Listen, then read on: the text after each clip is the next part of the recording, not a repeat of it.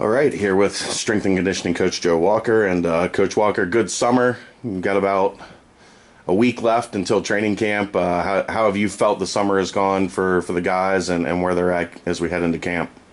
Uh, I think probably the first most important is just where they're at mentally is probably the most important thing. We've got a really long summer here, where month of May for us is actually optional, and we get about 99% attendance, and that really helps them out. It sets a good tone for June, July, where we can actually start tapering a little bit better in July, as opposed to a lot of schools got to work up really to camp just to make sure they've got that good base of conditioning and strength levels in. Or here is actually we've just got done tapering and we do some vertical tests and broad jump tests, and they actually get a week off before camp. So mentally, they're at a place where they can go into camp knowing that it's time to go. It's not just okay. They haven't even had a break yet. So mentally is one big aspect where the guys have done a good job. Something I don't know that's ever been asked of you when we've done this. What's your take on higher ground? Getting out there. I know it's obviously not the same as getting this facility, but they do have a weight room out there and getting the guys away for a couple weeks and being all football for that time. I think the best part of higher ground for us is recovery.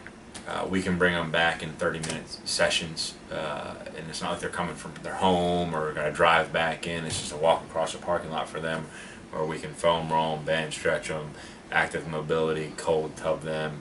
Not per se always going to be a lift or a workout, if you will, but a lot of it is maybe an every other day recovery session. So that aspect, it's really well. Supplements and hydration and all the things that go into recovery are just readily available for them. They're not carrying a case of shakes home. We've got 4 refrigerators sitting out there they can open up anytime. We've got anywhere from uh, Gatorades to protein shakes to Adwala shakes. We've got a huge snack table for them where it's open to them 24/7. So in that aspect too, I really like it. It works out really well for them beneficially. It's tough for them, but it works out well from our standpoint. Workout wise, they do a really good job of having stuff already up there for us. We've got 6 benches, 2 huge cages. We've got a plethora of Olympic weights, Olympic bars, tons of just regular, your general fitness equipment. Or a lot of stuff that we do is a lot of bodyweight stuff recovery. Anyways, we're not trying to max out squats and bench and deadlifts and power clean. So During camp? yeah, we don't do that too much. But our guys do a good job of getting done what they need to get done out there and understanding the situation we're in. So it works out really well. All right, we're going to break this into 2 parts. First part offense. Take a break, come back. Second part defense. I know when we do these things, everybody wants offensive line sizes. How are the guys coming along that offensive line? The one that surprised me, I talked to Coach Grimes yesterday. Reed Armagast is not skinny anymore. He's not fat either. No, Sure. but he's not a tight end anymore. Yeah, he's up to 285 pounds. He's had a really good summer. We just did some verticals and broads, and they were just under his numbers when he was 240, 250 pounds. So he's done a really good job of putting the right type of weight on. It got him a little bit when we started our general conditioning, but he's definitely acclimated a little bit better than we started. Attitude's been great about it. He's going to be a good player for us in the future, and he'll continue to grow and get bigger and stronger. Ryan Stout, final year. It's got a lot expected from him at that left tackle spot. Yeah, he's steadfast above 295 for Stout, and where he came in again, a 250-pound person, he's done a good job putting the weight on. Phenomenal attitude, coachability, strength. He loves the weight room. Does a very good job nutrition-wise in keeping himself above 295. One guy I saw at camp last Friday that looked pretty impressive to me, Idarius Ray. Idarius has changed his body. So when he got here, ID was a 335-plus pound person. And so the first year we really spent on just breaking him down, get him in shape. And we called it Tour de France. He rode so much bikes and just to keep the pressure off his knees and joints from running because he was so big. This year he's really, he's hovering around his 310, 315. We got him done last year, but much more muscular. Joints feel better, knees, ankles, hips, lower back. He's had a really good off season. Corey Cunningham. Corey's one of those guys that came in like 237 pounds. Yeah. He's been through 2 years of redshirt workouts because he's got that tenacity. He's got the want to get bigger and stronger, and work ethic is second to none. He's weighing at 315 right now. Corey's does a really good job of understanding the weight room and things he needs to get better. And he's come a tremendous way. Just a great person. Delonte Murray off the juice. And by juice, meaning juice drinks like Gatorade, because remember he had that. Yeah, he does. Delonte Murray's had a really good offseason. Last year he used to struggle making his times. He's made all his conditioning times this year. He's biggest thing for us is making sure we got his footwork cleaned up a little faster. I think he's done a really good job of that as well. And then just another really good person. Works hard for you. Extremely coachable. Phenomenal person. To coach. You want to get a pause from a strength and conditioning coach, ask him if one of his guys is off the juice. Yeah, that's what? Yeah. Gatorade. That was the thing, right? When he came in, right? Gatorade, and it's just obviously way too much excess sugar. He was and it was abundant for him coming from Jew College. Yeah. But he does a good job. He understands what we're trying to do now. The man in the middle, Deshaun Bond. Good summer. Sticks around 295, but he power cleaned 315 for the first time for him, and really good technique for him. Upper body's got stronger. His numbers went through the roof yesterday. Leadership has really stepped up his game. He's a 4-year starter. Right. He's such a good person. I let him watch my kids. He's such a good person. He is definitely the heart and soul of that offensive line. Does a good job. Will Stir, another one I haven't touched on yet. Stir has done a good job as far as honing in the weight room. This wasn't one of his strong points in the last couple of years. He's done a much better job as trying to make this a stronger point, because it used to be a pretty big weakness for him, but he's really gotten a lot better at it. Gotten some questions about Garrett Campbell, how he's adjusted. I know he was a big. Garrett's big always been size, strong. yeah. He's always been a strong person. Garrett came in with a knee issue when he first got here, so his deficit was his lower body, and I really think he's attacked. He saw some light in a tunnel for Garrett, where he has a chance to play this year and be a really big contributor this year and next year. So that's helped him a lot. Just another really solid. They've done a great job recruiting character here, and it makes it fun. Thinking of anybody I missed on the offensive line that's had a good summer? Leahy. Yeah. Leahy really stepped up, sitting about 295. Leadership's a really quality. He used to be such a quiet kid. He's done a much better job being more vocal, being positive. Weight room wise, he came in. Might have been 240, 250 pounds when we first got here. Lower body strength was one thing that he got. It's the best I've ever seen him squat and pull from the floor this year. Really dialed in. Leahy's had a good offseason. All right, tight end. Interesting group, because you got the two veterans and then all young guys. Yeah, you talk two veterans. You got Dowdy, yeah, who's a veteran, obviously. Dowdy's consistent. Dowdy's going to come work every day, get things to get done. He's a good leader for that group. Has been there, done that. Cogswell is probably the other veteran you talked about, but he's really not. Right. In years, but for us, he is. Cogswell has went from that typical quarterback high school kid and really transformed and getting a lot stronger lower body, upper body wise, limited some flexibility. But Cogswell is probably top 5 most come in for extra guy. Does a really good job coming in getting extra.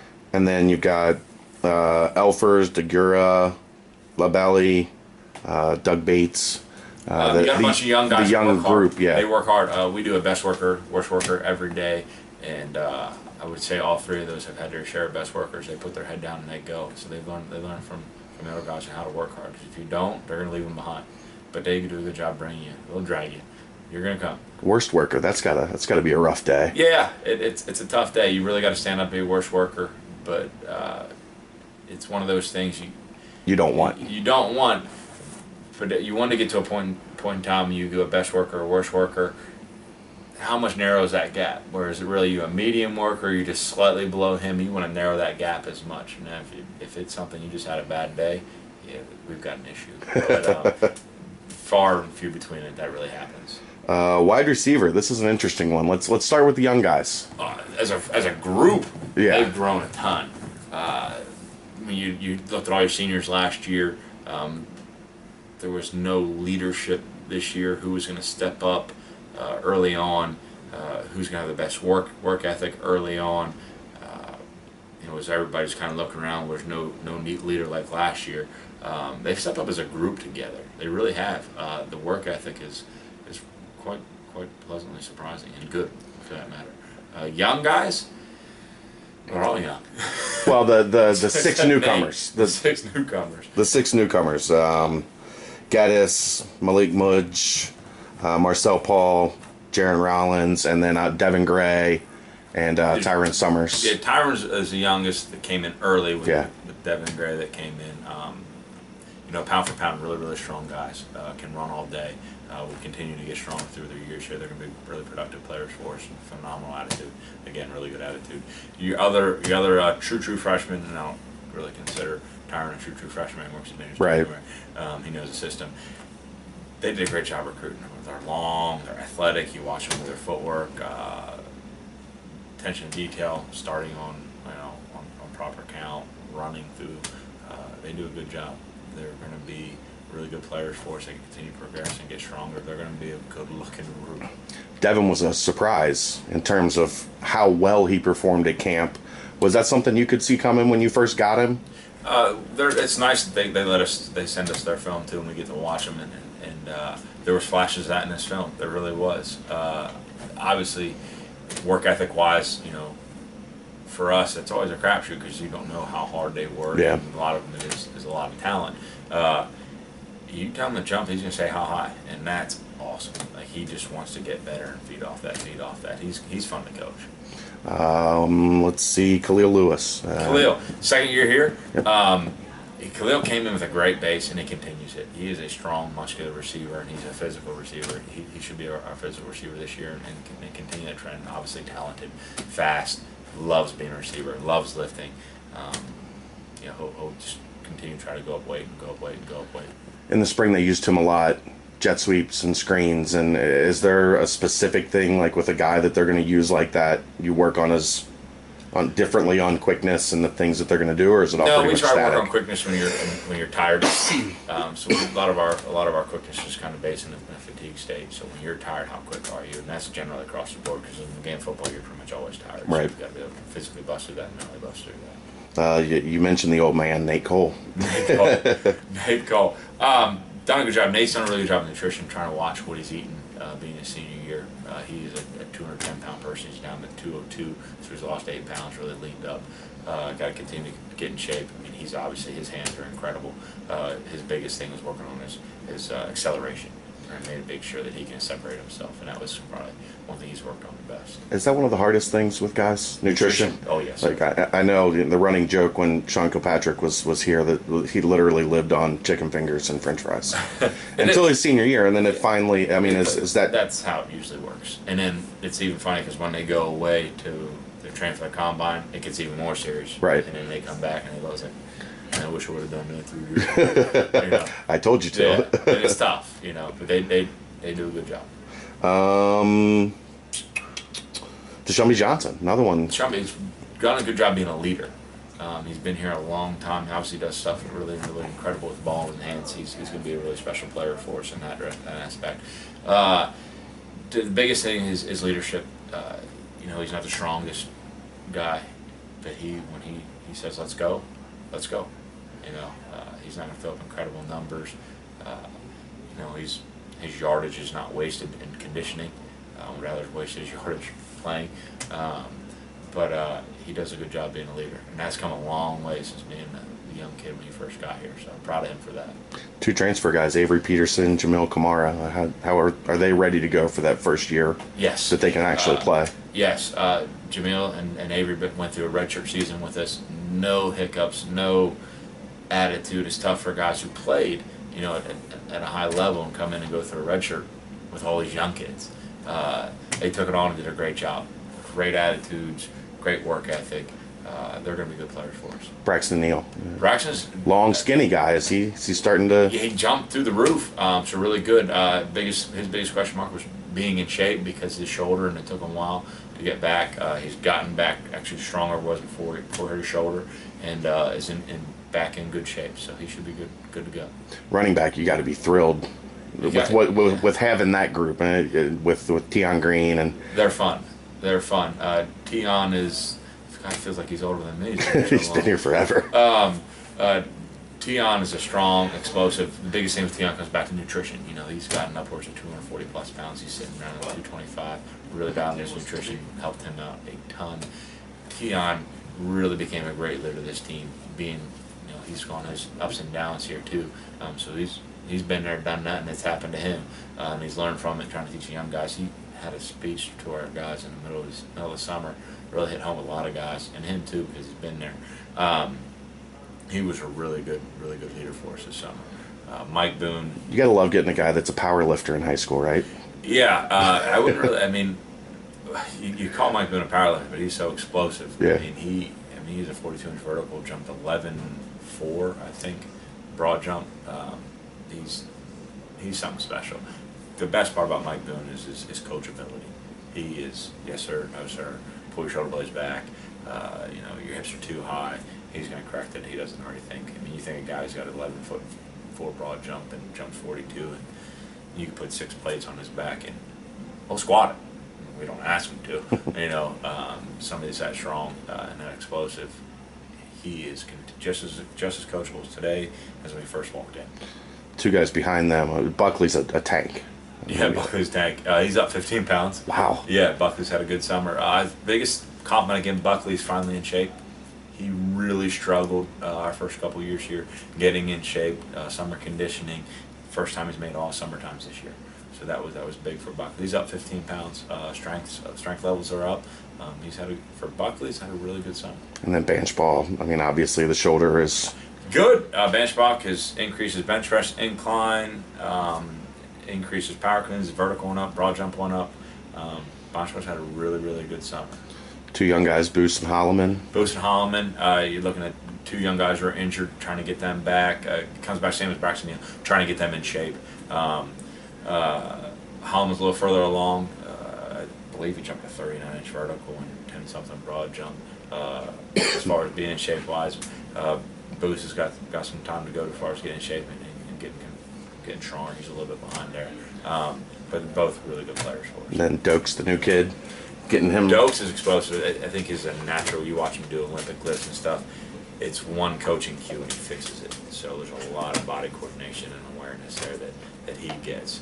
I think he's going to be a really good player. Really coachable. Works really hard. He's got that first step that's just doesn't have to think about it. Got that instinctual, boom, go.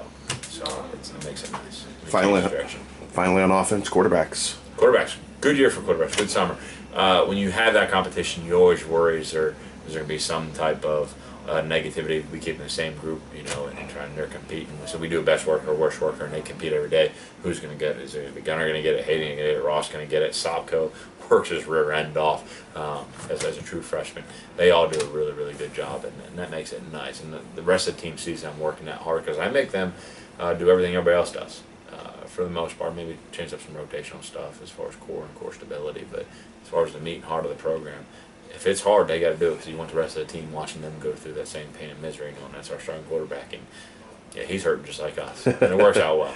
So those guys have embraced the challenge of they're going to compete. I mean, they're going into camp. They're going to have to compete hard. Yes, and it makes it fun. Makes it easy for us too, and everybody else sees it too. It's not good for team chemistry if you see some animosity and you see guys not talking or guys just snippering back and forth each other. No, they're in the same group and they're going to try to outwork each other and get better.